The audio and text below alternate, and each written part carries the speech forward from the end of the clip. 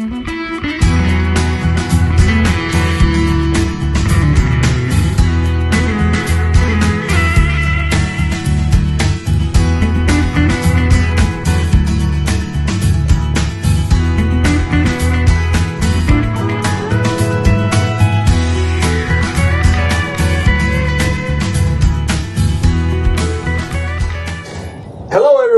welcome to the Eagle Pass Border Coalition's Public Access Program, Addressing Your Concerns, AYC.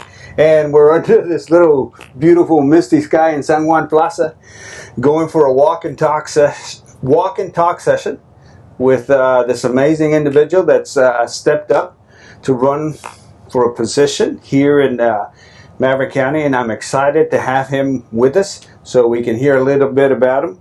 Of course, that position that I'm talking about is for Maverick County Democratic Chair.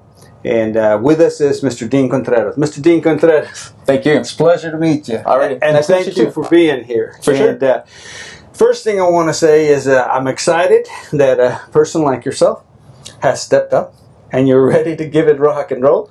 What we call this section of our program is called the Walk and Talk. We basically go for a walk and we discuss your opinion on political issues and why you're interested in this position of Democratic Chair. Are you ready to go for a walk? For sure. I have a lot of opinions, so here we go. Let's go for a walk. All right. First of all, I want to say on behalf of the Eagle Pass Border Coalition, thank you. Thank you for taking the time to come visit with us and to go for a walk. Yeah. You know, it's... We've had some other guests do a walking session with us, and we've addressed a lot of key issues that community residents are concerned about. And this is not, the Eagle Pass Border Coalition is not here to endorse or support anyone. We're just wanting to educate the public about the candidates that have stepped up. And I have a little bit of knowledge about you because I recall that you submitted a film to one of the Eagle Pass Digital Art Society's film festival. Yeah, that was a couple years ago. Yeah, and it was well received. Thank you. It was well produced. So you have that experience of telling stories. Yeah. And that's a cool thing to have because our area is full of stories, and sometimes there's some that are yet to be written. And we need young persons like yourself stepping up and being able to deliver their thoughts, their opinions as to their concerns about how things should be addressed. Yeah. So, once again, thank you. And if we could start off by you telling us a little bit about yourself.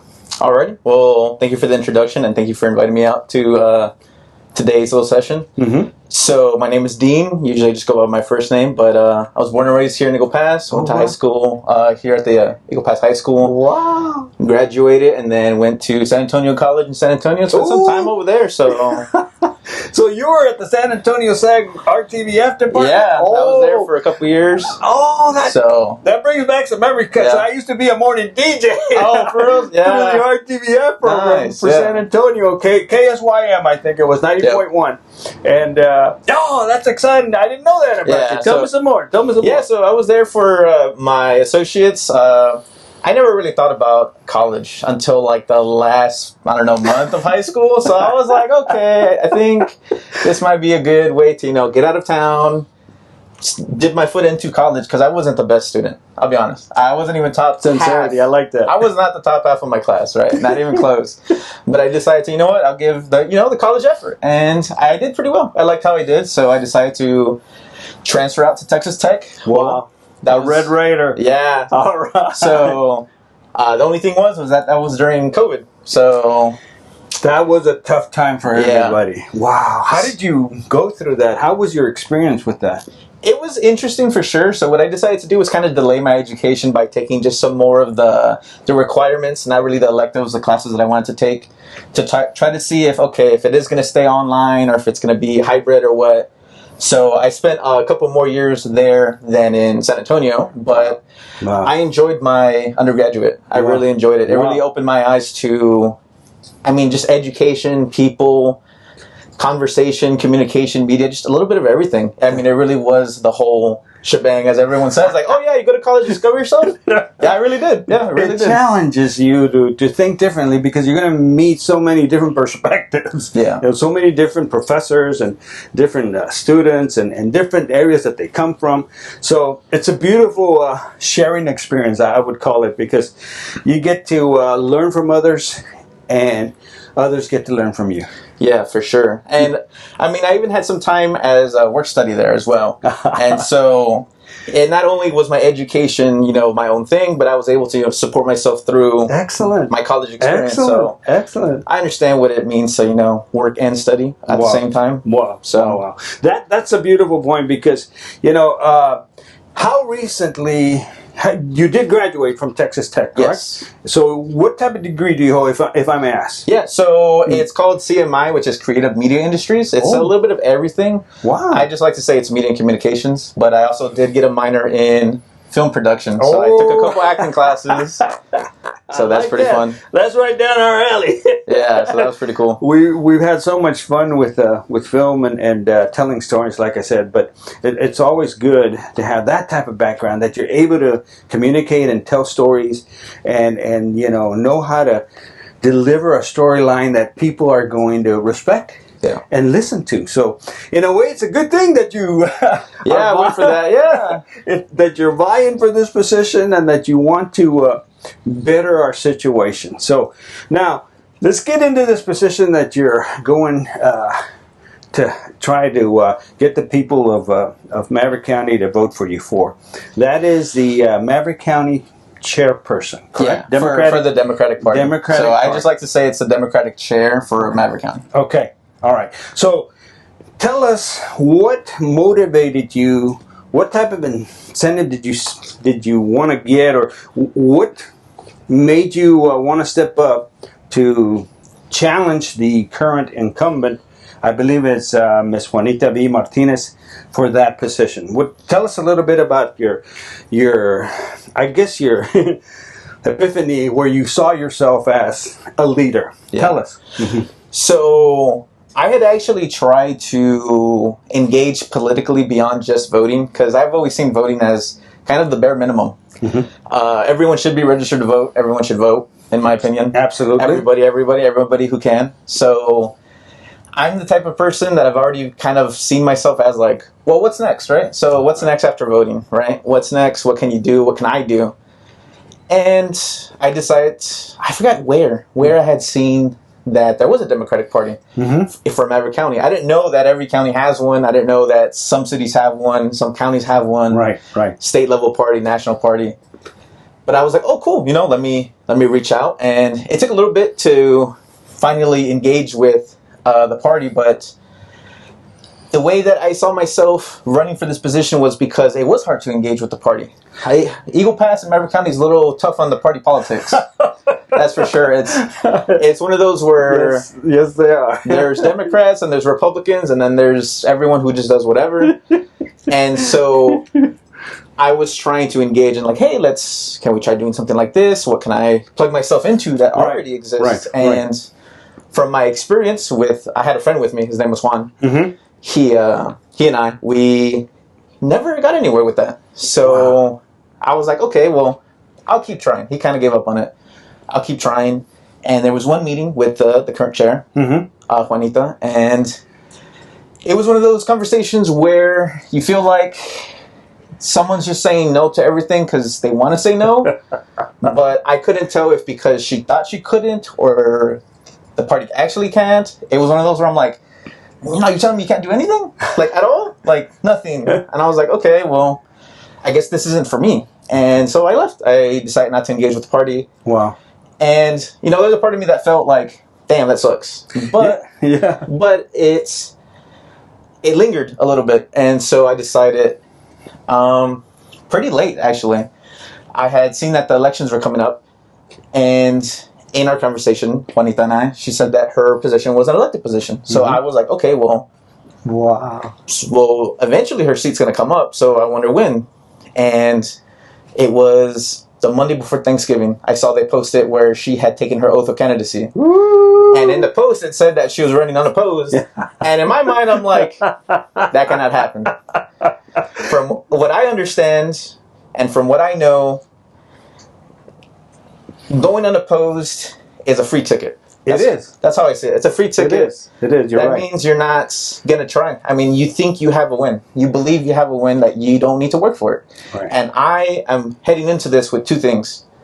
Either she's going to work for it, she's going to earn it, You're going to make that's her her earn spot. it. Yeah, that's her spot. Hmm. Or I'm going to win, and we'll see what happens. Whoa. I like the way you described the fact that you came to participate and all of a sudden you were kind of like shunned away because, you know, you had some cool ideas that you wanted to implement or that you wanted to invest time in, you know, and maybe even financial resources, whatever. The thing is, you wanted to actively engage in the process and you were kind of just shut down. Essentially, I mean, it didn't feel negative. It felt more just disappointing, which I guess could be negative, but it didn't feel like she didn't want me there. It just felt like, well, if you're here, there's nothing for us to do, so why be here? Wow. That's how it felt. Wow. And, you know, and that's a sad thing that you point out because, you know, I saw it happening since the 2022 primaries where I could feel a shift, where the Republican aspect of leadership was coming on strong.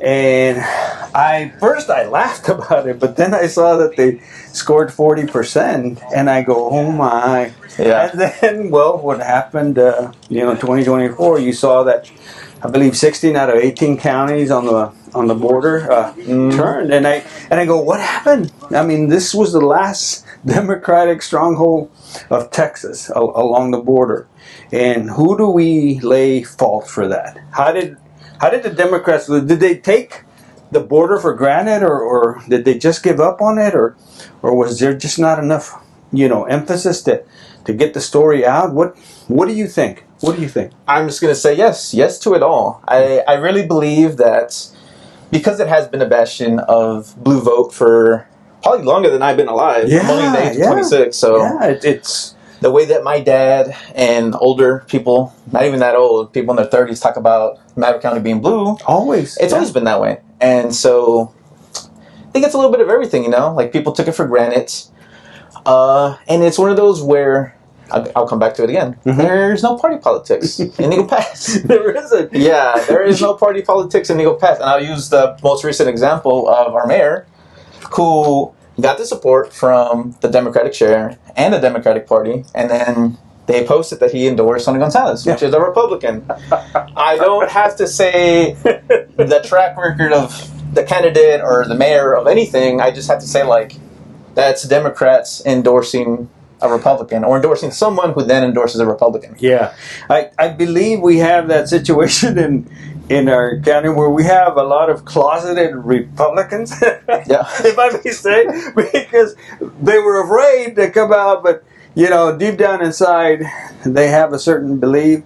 But sometimes when you bring a different facet of politics to a community that's always been one way, it brings out the competitive aspect in an individual. You want to, say, hey, I want to step up. Yeah, I want to do something about it. I don't like what's going on. I don't like this lack of transparency. I don't like the fact that they're taking abuse of this certain budget, or that they stole from over here to put it over here. And it's happening. And I've seen a lot of organizations come together, such as the Border Organization, the Eagle Pass Border Coalition, the Frontera Federation, the Border Network for Human Rights. There's so many, and there's other organizations too, health-wise. The Support Hub, all these other incredible organizations, nonprofits that are coming together to say, listen, you need to focus on the people.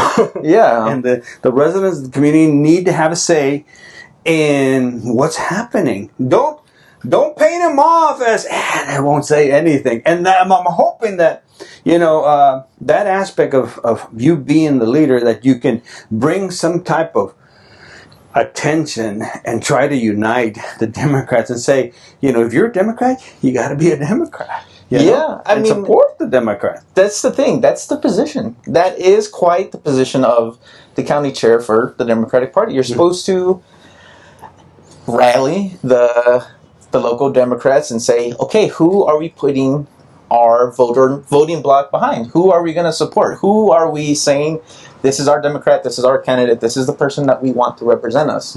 Because, well, the Democratic primary, there's, 4 or 5 candidates for the county judge alone? I mean, 5.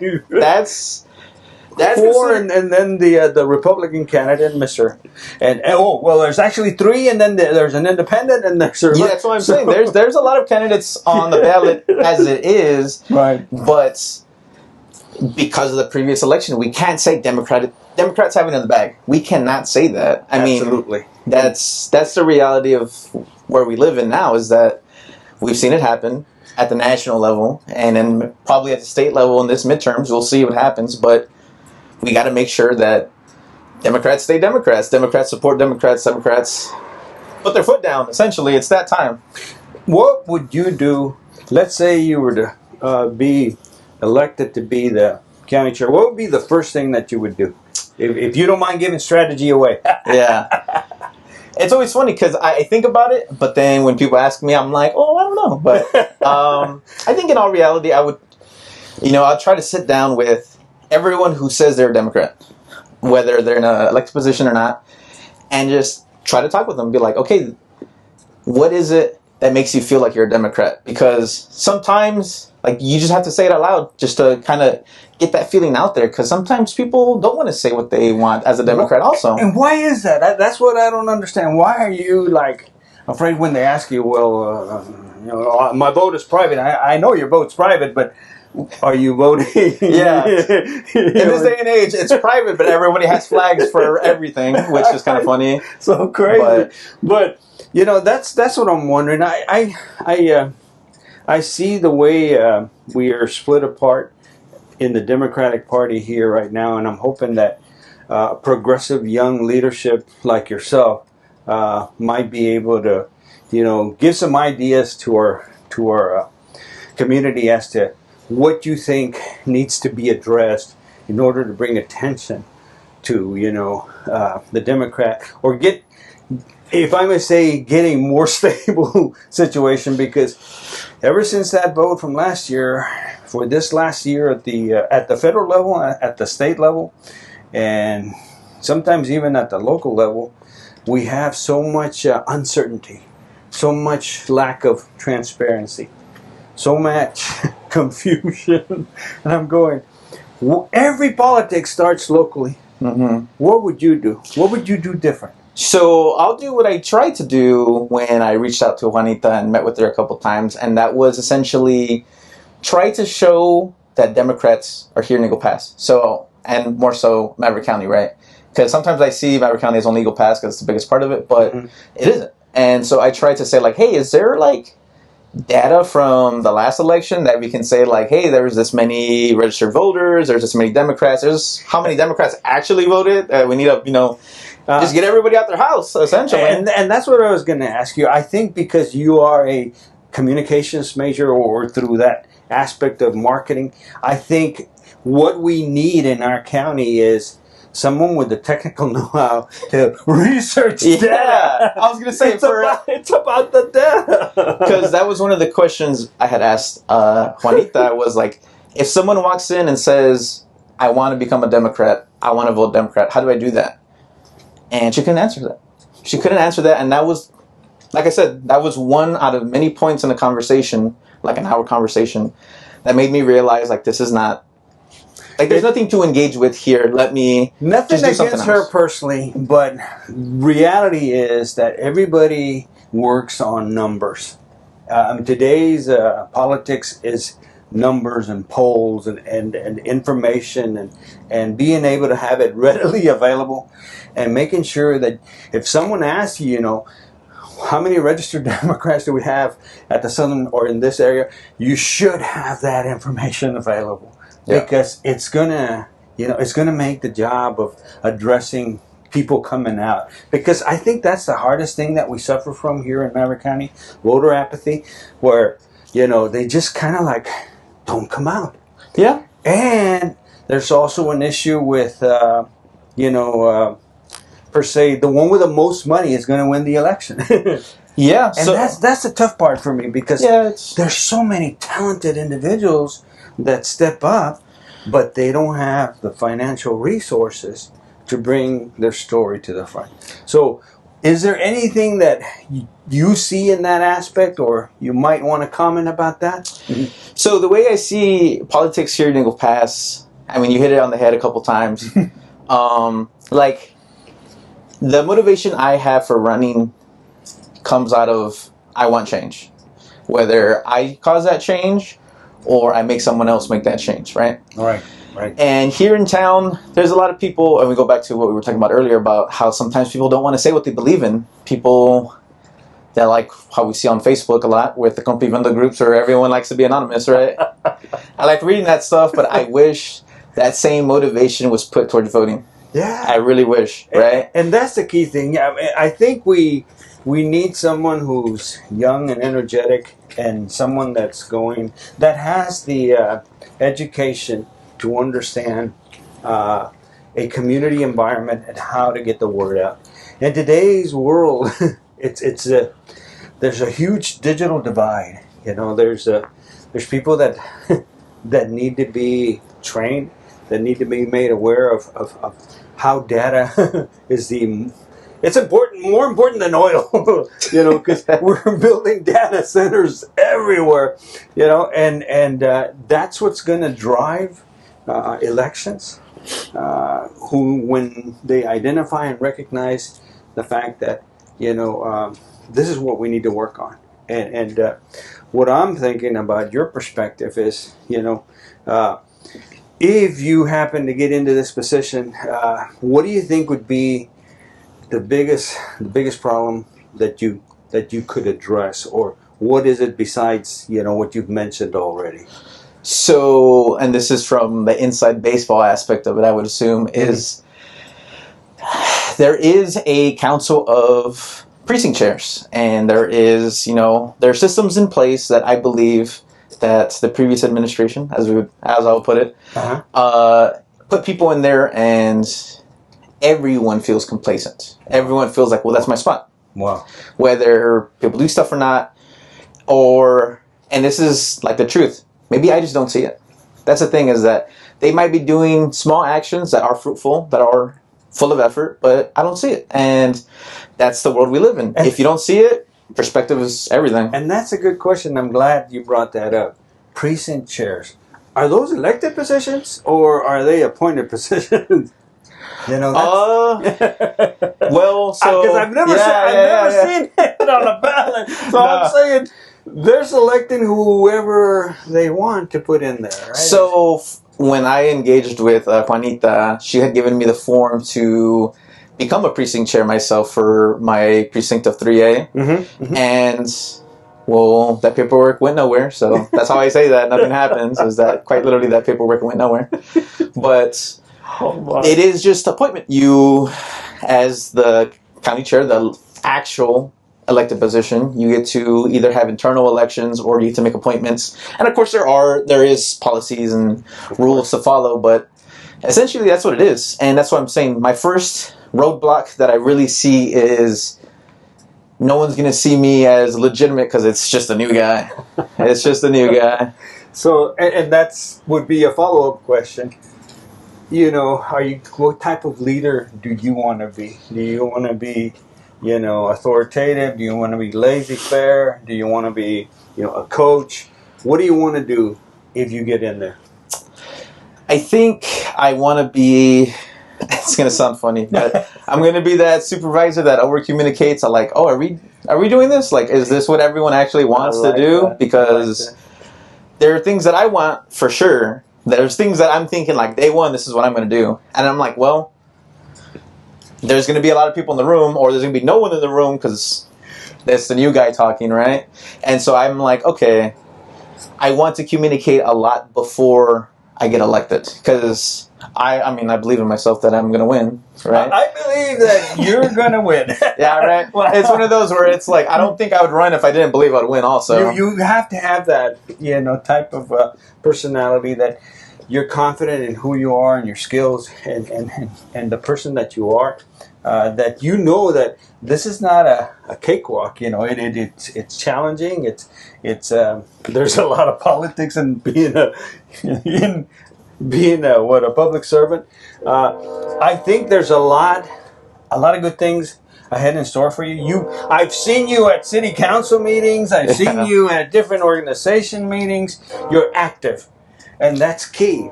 Young people need to be active. I wish more young people like yourself would step up, and take on a challenge. I think a lot of it comes from, a lot of the reason why young people don't is because they don't know where to start. Because I have a friend who lives in San Marcos, and he is an artist, and he's part of a lot of art groups and does a lot of galleries over there and stuff like that.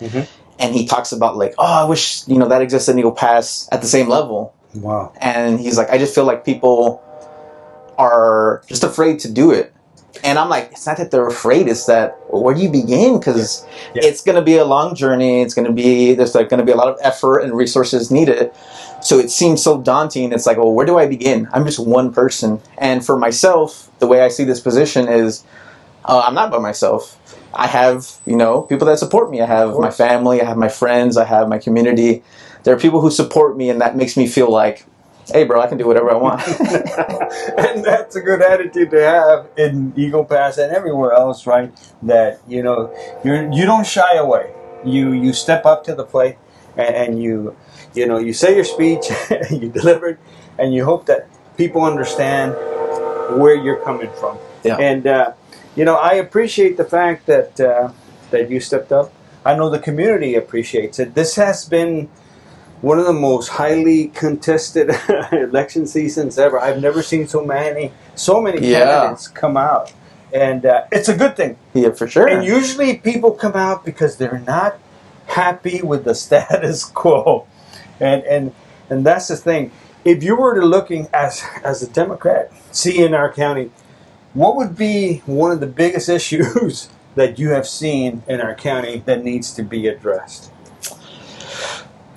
I'm not going to say there's a lot of them, but there's always quite a few. Yeah. And my previous experience with the board organization has led me to it was one of those things that you always heard as a rumor like a couple years ago, especially myself as someone who went to college out of town, was the private bridge, Puerto Verde. That one, I remember, I think it was when I was still in high school, everyone's like, oh yeah, they're going to build a new bridge. And it's like, in my opinion, I don't know how it is. Every time there's politics or things happening at a government level, it always sounds like chisme, even though it's real. Yeah. It always sounds like, well, where'd you hear that from, bro? It's like, it was always really weird. But I think that's one of the things that should be on everyone's mind right now. Basically, that's what a lot of people, every time that I go to different locations, that's the number one thing that they ask me about, Puerto Verde. What's going to happen when this private entity builds a private bridge? It's going to take revenue from the city. It's going to take it's going to develop it. It wants to develop its own port authority. We're looking at an incredible amount of growth coming to Eagle Pass. So we need stability. What do you see as the most troubling, or where do you see us down the road? 5 years, 10 years from now. There's a lot of stuff coming to Eagle Pass. What do you see down the road? Yeah, with this current election for the midterms, I can see, and I believe, that Jerry Morales is going to win. That's my official endorsement. But I believe he's going to win because a lot of the community believes in what he thinks, and what he thinks, we believe is right. There's a faith and community aspect to it that I think is lacking in some parts of Eagle Pass in the county. And I'll reference the mayoral election from last year. But what were we voting for? There was the medians. There was the supposed abandoned houses that were going to be bought up and refurbished. It didn't feel like we were voting for someone or an action. It just felt like, well, this is what we got. Right. And with Jerry, I can see his immediate impact in the future being significant. In the next 5 to 10 years, I can see, in reference to a lot of things, I could see it's, changing a bit, because there's a lot of problems in the county when it comes to the sheriffs. There's a lot of problems when it comes to, the private beach Puerto Verde. There's a lot of road and construction department. Flood mitigation. Yeah, there's a lot of things that are going roads. on. There's a lot of things. But I just, like you're saying, that's a very good, valid point, because, we have this huge issue that would affect the entire county if it was to go through. And it would affect the city also, because it would affect its revenue. So yeah, that is the biggest issue. And it's strange that you mentioned Commissioner Morales, because he's always been the odd man out. Yeah. His stance from the very beginning was, we can't do this. And he's still, and I think that's what's going to propel him, possibly, what I see, maybe to a victory, because the people are a little concerned about the lack of transparency. And one last question to you. I'll say this before we go to the next question. Okay. I think in terms of transparency, Mm-hmm. him vacating his seat to run for judge is all I needed. Yeah, He's willing to risk it all, man. That's all you need. If that don't show anything to the voters out there, of course, he's had his amazing run as commissioner and as a good person, and as a father, a parent, a brother.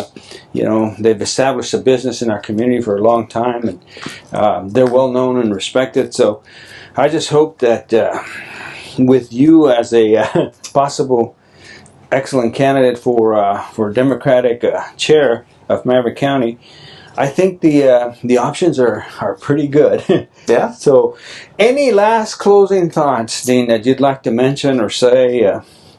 I'd like to also shout out Mario Cruz, who's running for Precinct 1. Mr. Cruz. Mr. Yes. Cruz. He was always pretty cool, and I think there's a fundamental transparency in education. And so supporting him, when I saw that he was running, when he did his oath of candidacy, I actually got pretty excited. I was like, man, way to go.